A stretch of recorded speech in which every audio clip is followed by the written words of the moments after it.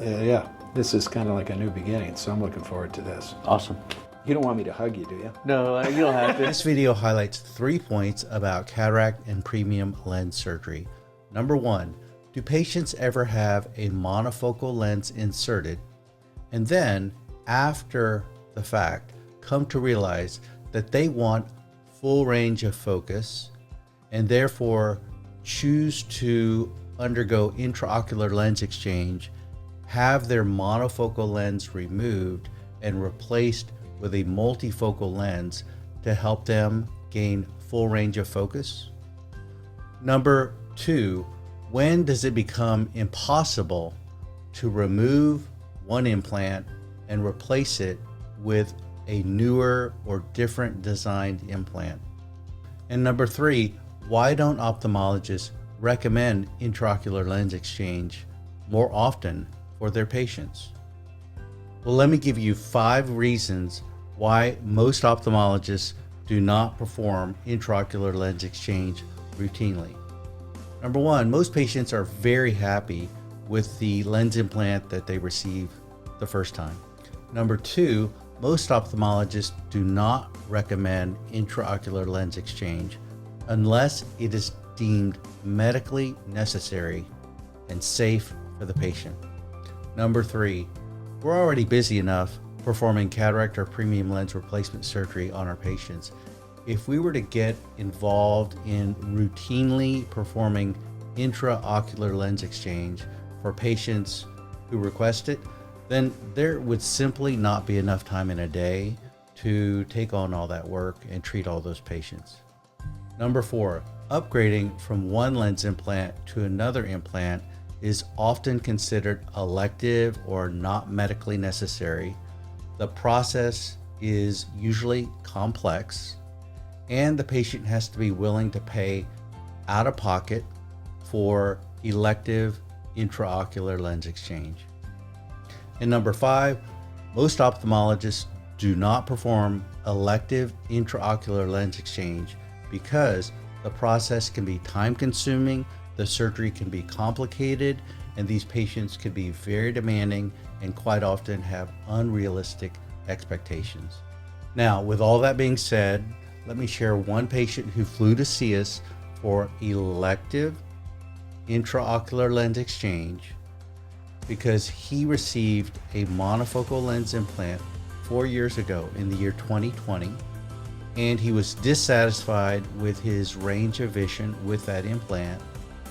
He waited 4+ years before coming to see us because he wanted to have the monofocal lens removed and replaced with an Odyssey multifocal lens to help him to see clearly at all distances without glasses. So Harry, how are you willing to say how old you are? Yeah, I'm 70, just turned 70. Okay, 70, awesome. And you had cataract surgery in 2020? I did, almost 5 years ago. And you had it done in Minnesota. Yes, right? I did, yeah. And so I take it before cataract surgery, you were really nearsighted, and then you had toric monofocal lenses placed in the year 2020 to both eyes. That's right, yeah. And the goal with those lenses was what? What was your hope?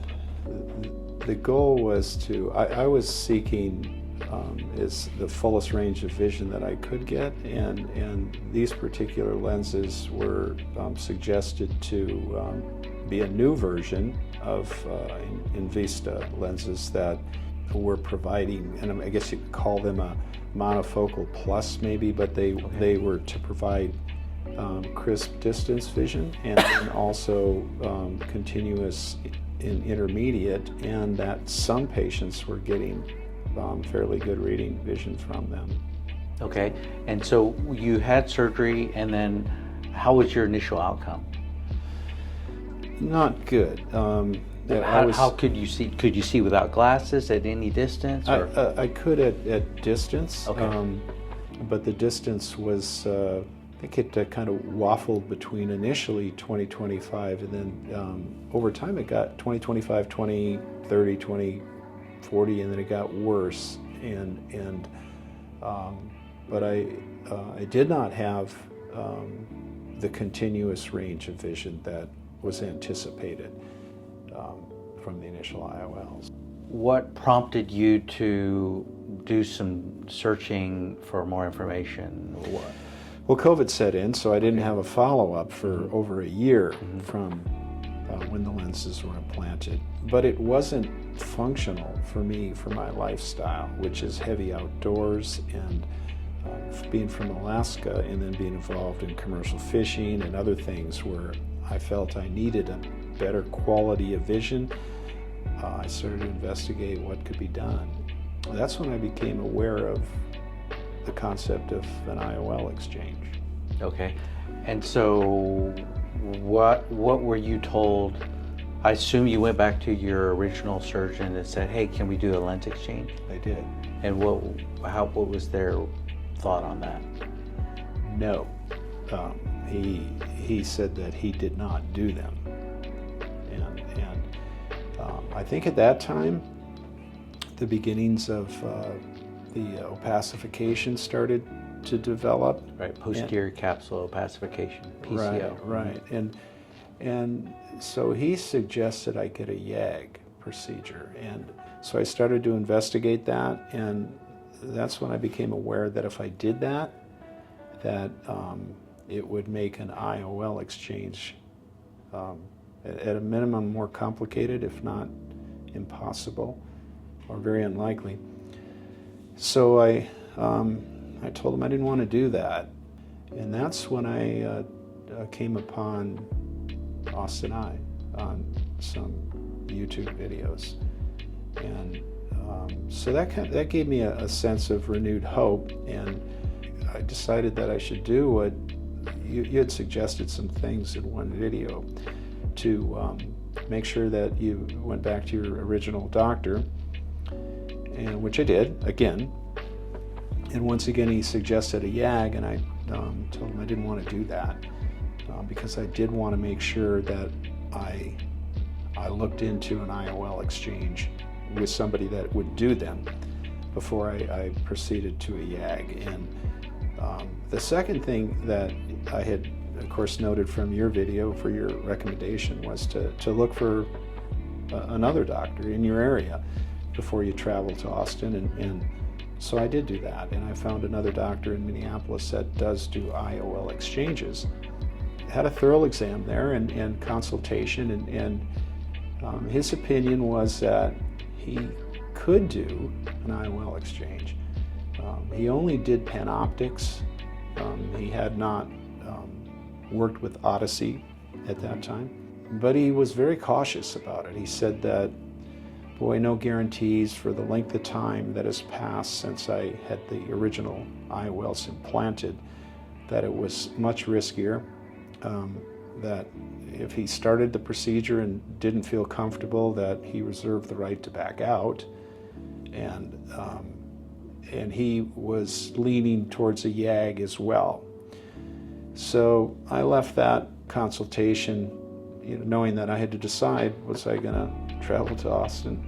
And that's when in talking with my wife, it was clear I needed to come here, and I needed to have an opportunity to consult with you here and see what you felt. And your home, where you mainly spend time, is where? Well, it's about as complicated as my eyes. Alaska is, we've been from Alaska since 1980. We have two businesses there. And Minnesota, we have a place in Minnesota.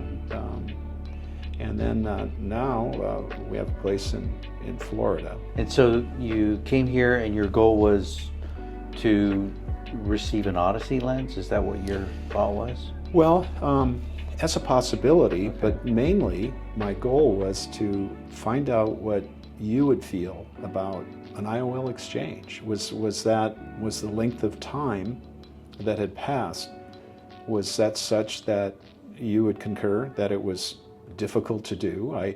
I had deliberately avoided the YAG because I was aware that would cause complications, but I wanted to see what you felt. And what did I say about the exchange, or what did I tell you? You were very confident about the exchange. The exam was you were very focused. It was very comprehensive. It was clear to me that you had a level of confidence with doing an IOL exchange that wasn't there before. In other words, you would do what others that I'd seen, or the two others, were unwilling to do, and confidently.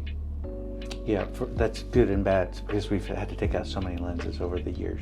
Well, So if you do enough surgery, you have complications. You have people who don't like their vision, so we have to take lenses out, and so I've kind of learned. But anyway, your surgery was 4 years ago. We didn't know exactly what to expect, but we go in and we're able to remove your Invista toric lens and put in the Odyssey and polish up your capsular fibrosis that had formed, and I'll show the videos. This video is from our patient's first intraocular lens exchange.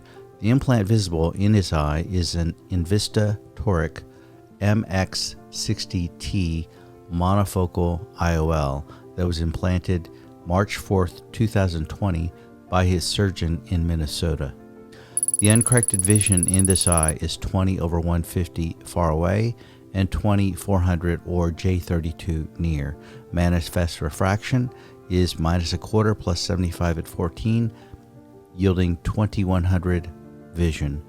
There is 2+ posterior capsule opacification present. Our mission in this surgery is threefold. Number 1, remove this lens implant. Number 2, polish and remove the posterior capsule opacification present.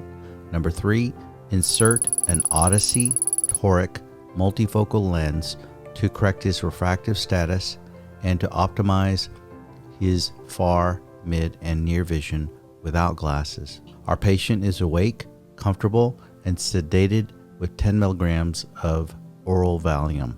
The eye has been anesthetized with lidocaine eye drops. There's no IV sedation. In the interest of time, we have edited this video. Using viscoelastic, we visco-dissect the IOL from the capsular bag, then cut the lens in half and remove the lens through a 2.8 millimeter incision. We use the capsule guard irrigation and aspiration handpiece to directly aspirate the lens epithelial cells from the posterior capsule.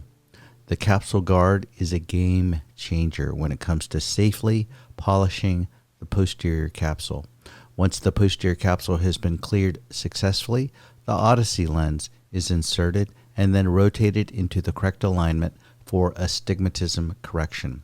Viscoelastic is then removed from the eye. Incisions are stromal hydrated and verified to be sealed.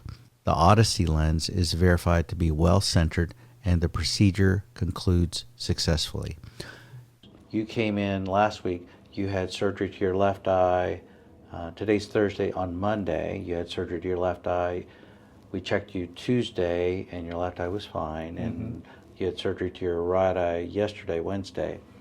So now today's the day after your right eye surgery. Your vision before surgery on your right eye far was 20/70, and your left eye was 21/50, and your reading vision was about 2200 or worse from each eye.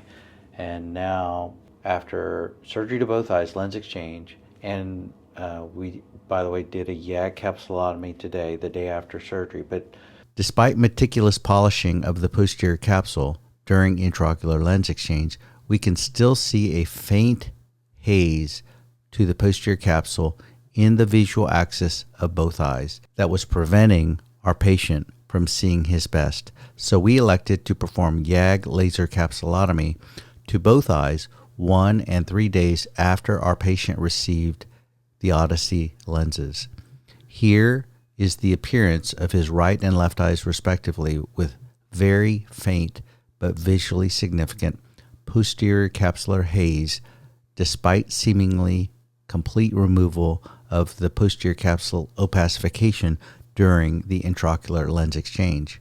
And then this is the appearance after YAG laser capsulotomy to both eyes. because we were able to polish the capsule, but there was still a little frosted texture, which I'll show in a video, that we zapped with the YAG. And now your right eye's 20/25, left eye's 20/30, right eye was 20/70, now it's 20/25, left eye's 20/30, it was 21/50, and both eyes are 2020 to 2025 up close. But what's your experience with your vision now? What's your perception of it? Well, it's so new, but it's like a new beginning. It's outstanding. I feel like I've got an opportunity to do the things that I've always done, which I haven't been able to do since I had those lenses put in 5 years ago. My lifestyle had to change before. Right now, I feel like my vision's better than these numbers, but it's a new lease on life. So I'm looking forward to doing a lot of things that I haven't been able to do. So do you for a while. think you see well enough that you will be able to function without your glasses most of the time? Yeah, I don't know. It's been so long for me to remember when I didn't need readers, and I don't need readers right now. I read my cell phone. I can read a menu. I like to sport fish, right? And so I believe I can thread a needle on a fishing hook. Oh, cool. So these are this is kind of like a new beginning. So I'm looking forward to this. Awesome. You don't want me to hug you, do you? No, you don't have to. You don't have to. Oh, okay. We don't have to ham it up or embellish anything for the camera. Well, okay. You deserve it. So, All right. I just, this is fantastic. I'm so glad I came to Austin Eye. It's Awesome. Yeah, thank you. one of the best decisions I've ever made. Thank you. If you want to give me a hug, I'll give you a hug. All right. Thanks, man. I'm glad you're good. Thank you. Okay. So I guess that's it. 2 days after we last saw Harry, I wanted to check in with Harry to make sure he was doing well, since he had to leave Austin and travel out of state to return home. So I sent him an email to ask how he was doing. This is what his assessment was. So 3 conclusions. Number 1, it is possible to perform elective intraocular lens exchange months or years after the original lens implant was inserted, and replace that implant with a more modern implant that perhaps was not available years in the past. Number 2, when does it become impossible to perform intraocular lens exchange? It can pretty much be done indefinitely as long as the patient is highly motivated and the surgeon is willing to perform the procedure. And there's been a long discussion between the patient and the surgeon about the risks, benefits, and alternatives to the surgery, and that both the surgeon and the patient have realistic expectations about what the surgery will involve. Also, the patient needs to realize that elective intraocular lens exchange is almost always going to be not covered by insurance, and the patient will have to pay out of pocket for that type of surgery. And finally, number 3, most ophthalmologists have great and valid reasons for not performing elective intraocular lens exchange surgery.